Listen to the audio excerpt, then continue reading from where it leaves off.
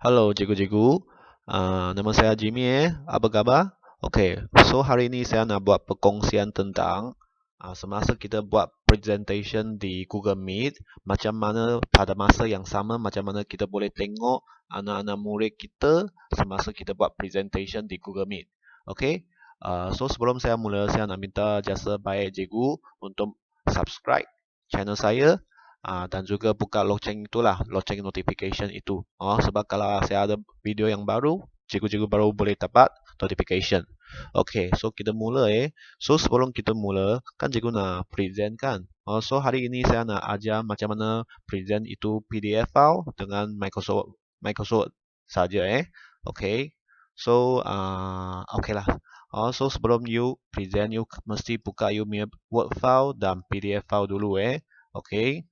So pada video yang sebelum ini saya sudah ajar cikgu-cikgu macam mana pergi download itu Google Meet Grid View. Google Meet Grid View untuk nampak semua murid dalam kelas. So ini Google Meet Grid View, cikgu mesti buka, onkan dulu. Ini off. You tekan sekali lagi, onkan.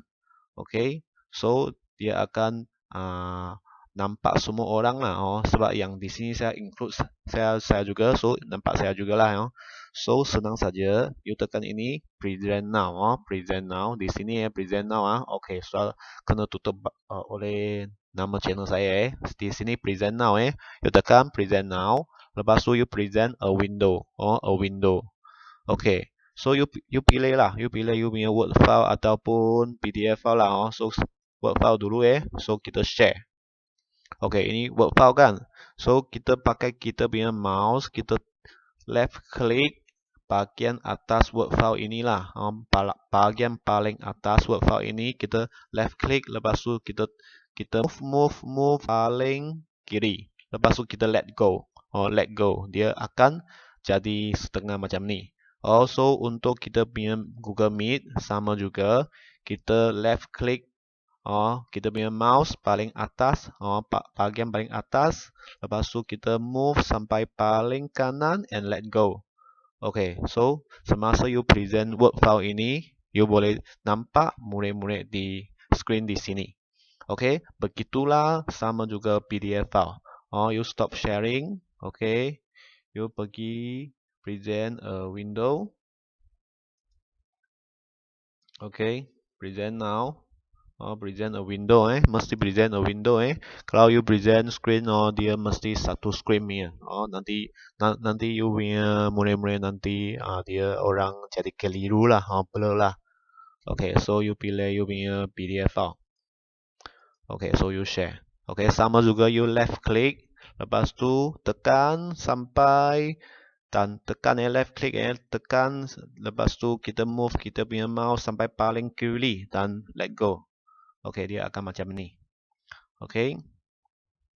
So you kalau you tekan you punya, okay, tak apalah ini cara kita semasa kita buat presentation Word file dan PDF file, kita boleh tengok muka anak-anak murid kita pada masa yang sama. Okay. Okay, so untuk PowerPoint okay, kalau untuk PowerPoint sama juga kita present.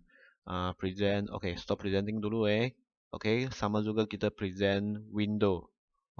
Kita tekan present now a window. Okay, a window kita pilih PowerPoint lah.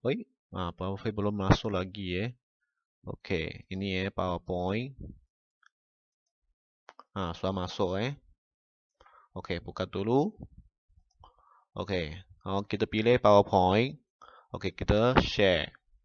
Okay, kita share. Okay, lepas tu sama juga kita left click kita punya mouse, kita tekan, jangan lepas kita tekan, lepas tu kita move sampai paling kiri and let go. Okay, so dia PowerPoint buka macam ni Okay, tapi kalau kita nak buat slideshow PowerPoint, kalau kita buat slideshow,